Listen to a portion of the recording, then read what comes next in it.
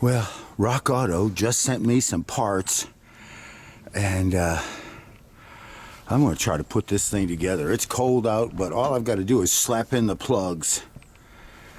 And I've got my anti-seize, and I've got a little bit of electrical grease here for the tips, so I should be okay. But boy, I got to tell you, it is a cold one out today. Really a cold one out today, folks. Okay. But I hope this shouldn't take too long. The spark plugs are pre-gapped. Oh, I didn't even look. Am I recording? Yeah, I am. Okay. The spark plugs are pre-gapped, so that shouldn't be a problem. And I'm just pushing the clips on, so I don't need to worry about heating them, I hope. If one breaks, I will really be crying.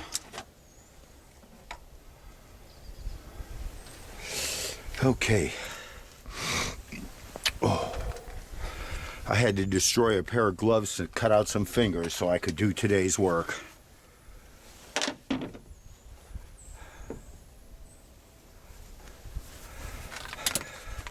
Okay, how am I going to do this now? Ugh.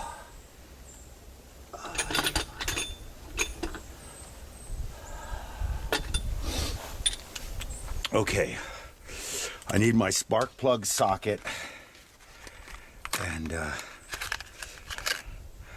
I want to hand turn these bad boys in. I don't want to cross thread anything.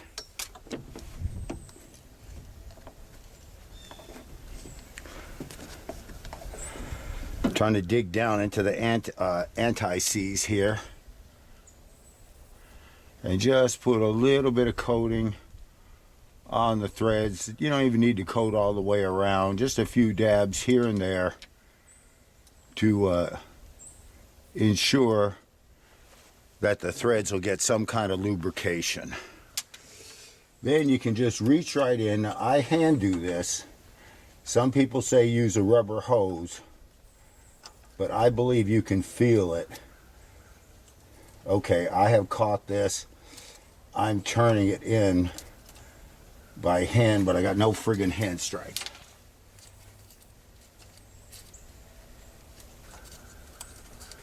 Yeah, it's going in nicely. It's just I don't have hand strength. So at this point, I'll put a socket, a ratchet, whatever the hell it's called, on it, and see if we can't smoothly turn it in.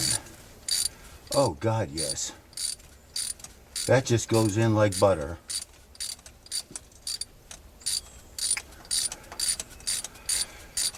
Now I'm going to tell you the truth, I don't have a torque wrench, so I just been seating my plugs snug as per my specifications of how my hands feel on it going down. But see, you can usually tell, these are long threads. This isn't like the cheapo 4s where there's only 2 or 3 threads that catch. This bad boy threads forever. Sometimes you got to wonder, am I really getting it down? Because, okay, I've just hit the bottom. Now I snug it. About a quarter turn.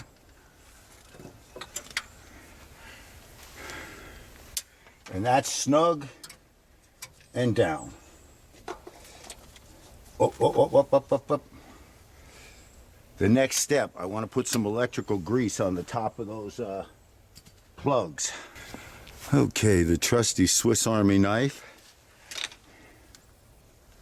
We just cut a corner off that bag. There we go. Now I'll just juice these tips before I put them in.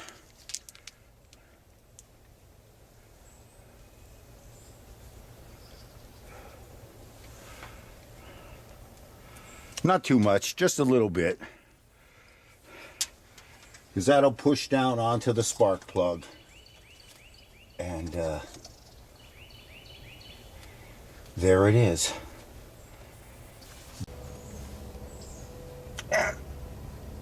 There's the quarter turn,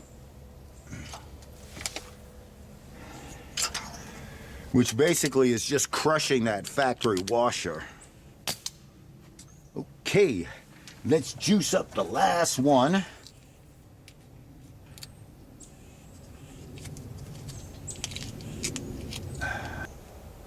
Okay, like I said, I like to start my stuff by hand. Now, I'm not putting any anti-seize on this stuff because I don't think that's necessary.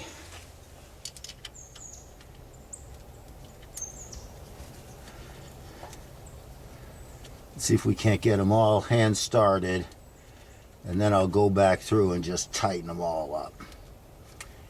And then clip, clip, clip the plugs, and one side is done. And again, I'm just doing this with the hand tools that I normally carry in the truck. Okay, that's it. Now, the moment of truth. Got to clip the little babies on. Should I hit them with some grease? No. No, I'm not going to do those with grease. I'm just going to plug them. Click.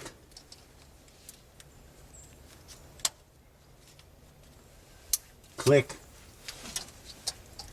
You got to hear that click. Otherwise, you're not doing it right. 2 fingers. Click.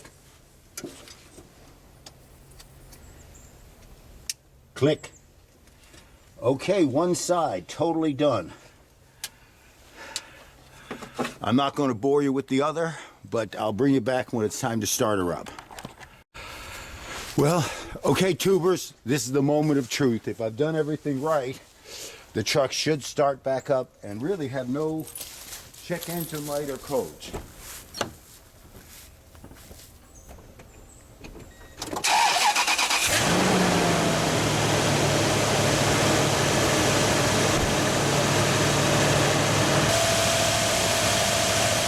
Motor seems to be running fine. It's idling a little high on the inside.